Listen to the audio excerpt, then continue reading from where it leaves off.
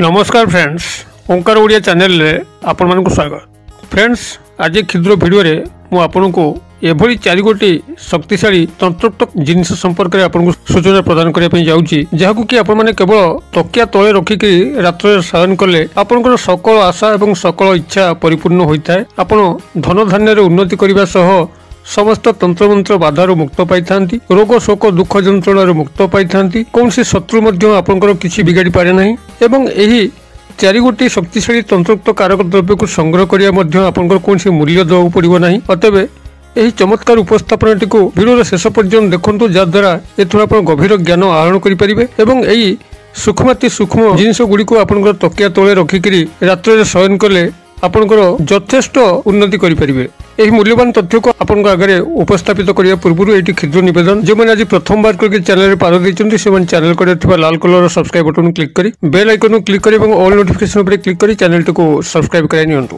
तेबे फ्रेंड्स, जितेबाला आपण मैंने रात्रि शयन करिथांती सेतेबाले आपन निज शरीर उपरे आपनकर नियंत्रण रही न थाए। एही समय आपनकर शरीर को जगी थांती नेगेटिव पावर एवं पॉजिटिव पावर। जदि आपनकर से बड़ी भल बेला चली थाए तबे आपन पाखु बहुत पॉजिटिव पावर आसतांती, से माने आपन को भल बाटे ही नहीं थांती। मात्र जदि आपनकर से बड़ी दुर्बला चली थाए तबे पॉजिटिव पावर आसीबा बहुत कमी जाय थाए, नेगेटिव पावर माने आसतांती। ए नकारात्मक शक्ति गुड़िक एभली भाव में आपनकर क्षति पहुंची था, जहाद्वारा कि आपंकर परदिन सकाल हेल्ला सब अघटन घटापी लगी था, दिन टी खराब जाए। ये पॉजिटिव पावर और नेगेटिव पावर सम्मिश्रण कार्यकारिता फल ही आम मानकर जीवन आम मानकर उन्नति पछरे यही पॉजिटिव पावर थिला बेले आम मानकर समस्त दुखर जंत्रणार कारण होता नेगेटिव पावर। अतएव आज आपण मानक जो 4 गोटी शक्तिशाली जिनिस को शेयर करुच्ची, ये आपनकर जीवन रू नेगेटिविटी को संपूर्ण भाव में दूरीभूत करिवो। नेगेटिविटी आपनकर प्रारब्ध कर्म बाबद रे आसी थाउ,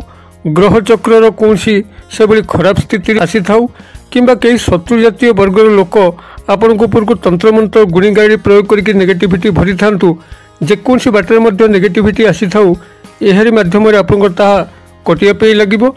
एवं आपण माने निजर आवश्यकता अनुसार भिडियोटी को भल भाव में बुझिकरी तदनुजाई क्रियानुष्ठान कले आपनकर संपृक्त असुविधाटी सुरखुरी संपादित होबो। जदि आपण माने रात्रि शयन समय श्रीमद भागवत गीता हनुमान चालीसा बहीटी को तकिया तले रखिक शोचंती किंबा मथा उपर रखिक शोचंती, तबे आपनकर सेई दिन ठारू सुदिन आरंभ होता है। आपनकर जीवन में गभीर सुख शांतिर अनुभूत होता है। आपनकर बुद्धि विचार और विवेक यथेष्ट प्रभाव परिलक्षित होता है। आपनकर प्रतिष्ठा दिन दिन वृद्धि पाई थाए। से बड़ी भाव में जदि आपनकर शिक्षागत योग्यता थाई कि आपनकर चाकरी पाउना, वाणिज्य व्यवसाय अनुष्ठान कोड़ी खोली पारना किंबा कोड़ी खोलिकी बसते, आपनकर बेपार भल चलूना, धनरत्न टंका पैसा जनित प्रबल अभाव चली, लक्ष्मी आपनक ऊपर विमुख अच्छी, आपनकर जन्म कुंडली रे शुक्र ग्रहंकर अवस्था अत्यंत शोचनीय अच्छी, जहाद्वारा कि आपनकर जीवन में ना प्रेम सुख मिलूची ना विवाह सुख मिलूची। दाम्पत्य जीवन आपनकर अत्यंत खराब अवस्था रे गति करुची, ऋण करज भार आपन बुड़िकी अच्छी, समस्त तंत्रोक्त मोहन शक्ति कमी जाउची, जहाद्वारा आपण समाज रे भल पाइबा परिवर्ते बहुत घृणार शिकार होचंती। जदि एही भली दुर्दिनमय अर्थहीन सम्मोहन शक्ति विहीन भाव में आप बंचिक रही था, तबे आपन गोटे सुंदर परामर्श दौची। आपनकर आधे कौन खर्च होबार नहीं। आपन 7 गोटी सबुज रंगर मुग को संग्रह करेंगे। मुग आपनकर रवि विक्रेता पाखे मिल।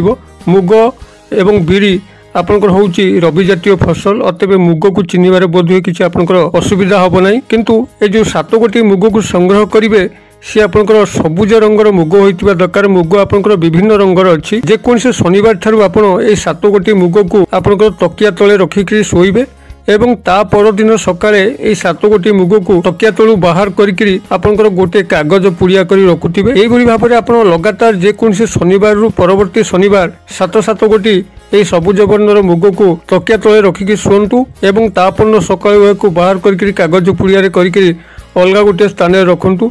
जेतेबेले आपनकर 7 दिन कभरेज हबो एवं यही 7 गोटी कागज पुड़िया आपनकर तकिया तलू बाहर थिबो, अर्थात आपन पाखरे 49 गोटी यही सबुज मुग बाहर अवस्था थिबो ए समस्त को एकत्रित करी आग दिन सकाळे नेइकरी ए समस्त को जदि प्रवाहित नदी जल किंबा नाल जल प्रवाहित कर दउचंती तबे आपनकर ए समस्त समस्या कटिया पे लागि थाए। आपनको चाकरी प्राप्त होइथाय, वाणिज्य व्यवसाय यथेष्ट उन्नति होइथाय, आपनकर जीवन में स्नेह प्रेम प्रणय भरी जाए, विवाह आपनकर त्वरान्वित होता है, समस्त मांगलिक कार्य करने संगे संगे आपनकर समस्त कार्यर बाधक हटि जाए, आपनकर भितर मोहन शक्ति और वशीकरण शक्ति स्वयं जागृत होता है। तेबे आपण माने जतबेले पुरुष मैंने क्रिएटिव करछन तबे सेमानकर दक्षिण हस्ते यही 7 गोटी मुग को लेकर प्रथमे किछि समय निजर असुविधा उपर ध्यानस्थ हो सारा पर यह तकिया तले रखिकी शोबे। आउ नारी मैंने क्रिएटिव करते बाम हाथ पापुली रे यही 7 गोटी सबुज मुग को लेकर किसी समय तांकर असुविधा उपर ध्यानस्थ करी तकिया तले रखिकी शोबे। एतद व्यतीत जदि आपको लगुता है कि आपको तंत्र मंत्र प्रयोग करुच्ची आपंकर सब क्षयक्षति करने चाहूँगी तेज आप 7 गोटी दुब जहाँकि श्वेत दुब ताको संग्रह करी तकिया तले रखिए एवं यही क्रियाटी को जेकोसी शनिवार ठार आरंभ कर परवर्ती शनिवार पर्यंत अर्थात शनिवार राति ठार आरंभ कर प्रत्येक 7 गोटी दुब यही भाव में 7 दिन 49 गोटी दुब आप तकिया तले रखिए एवं गोटे बाहर स्थान में रखुवे जो भाव में आप 7 दिन कवरेज हो प्रवाहित नदी जल प्रवाहित करदे। यह द्वारा आपंकर कौन हम ना समस्त तंत्र मंत्र प्रयोग आपण कटिया लगे। कौन जदि शत्रुवर्ग लोक आपण पिछा लगी था तेबे सेमाने आउ लागि परिबे नाही, उपयुक्त शास्ति सेमाने आपना छाए पाइजिबे एवं आपनकर धन धान्य यथेष्ट मध्य उन्नति घटिबो।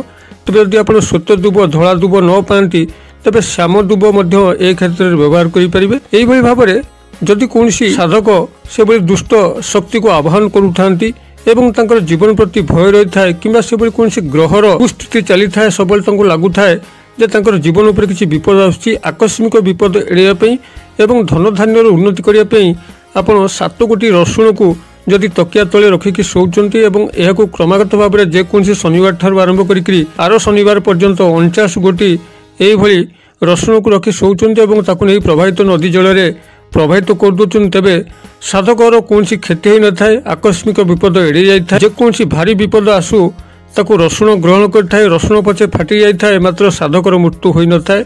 यह एक अमोघ प्रयोग अटे। आपण माने जदि लगुच आप जीवन रूप सब भारी विपद अच्छी केतबेले किसी घटी जाई पारे यह आप मुंड तले दे शुंतु, यार अत्यंत चमत्कार फल पाइबे। तेबे आपण मानकु जहाँ कहली नदी जल किंबा नाल जल तो समस्त घर पाखे न थाए, या विसर्जित करने जदि एभली क्षेत्र आसे तेबे यह जेकोसी गोटे गछ मूले आपण रखिदे आसपारे किंबा एकांत निर्जन स्थान में रखिदे आसपारे जो स्थान की आपंकर पुनर्बार जीवा हम ना। तेणु यही एक परित्यक्त स्थान में आपने विसर्जित करदे आसबे से स्थान को आउ द्वितीय बार जीवे ना जो विसर्जित करेंगे पछुक आ मुह फेरी कर चाहिए ना। यही भाव में यही सहज तंत्रोक्त कारक द्रव्य गुड़िक मध्यम आपंकर धन धान्यर उन्नति करने सह सकल इच्छा आशा को परिपूर्ण करें, आकस्मिक विपद को एड़े पारे, शत्रु मानकर कूटचक्रंतु रक्षा पाई पारे। मु आशा करी दर्शक बंधु भिडियोटी क्षुद्र मात्र यार जो वार्ता आपण पाखु प्रेरण करी आपण ताकु सहजरे बुझी पारथिबे। जदि भिडियो गुड़ी को भल लगुए तेज शेयर करूँ, लाइक करूँ, चैनल को सब्सक्राइब करनथले सब्सक्राइब करके बेल आइकन को दबाई रखुँ जेभली कि आमर मूल्यवान भिडियो गुड़ी गले सर्वप्रथमे आपण पाखे नोटिफिकेशन पहुंचे और आपण से देखिक अशेष ज्ञान आहरण करेंगे। भिडियो क्षुद्र परिसर मध्य मत ये आज विदाय दिंतु, पुणी आपण देखा यही एक शिक्षणीय भिडियो से पर्यंत दर्शक बंधु आपण समस्त मंगलमय कृपार भले था रखुच्छी। सर्वे भवन्तु सुखिनः, सर्वे सन्तु निरामया, सर्वे भद्राणि पश्यन्तु मा कश्चित् दुःखभाग् भवेत्। ओम शांति, ओम शांति, ओम शांति। नमस्कार।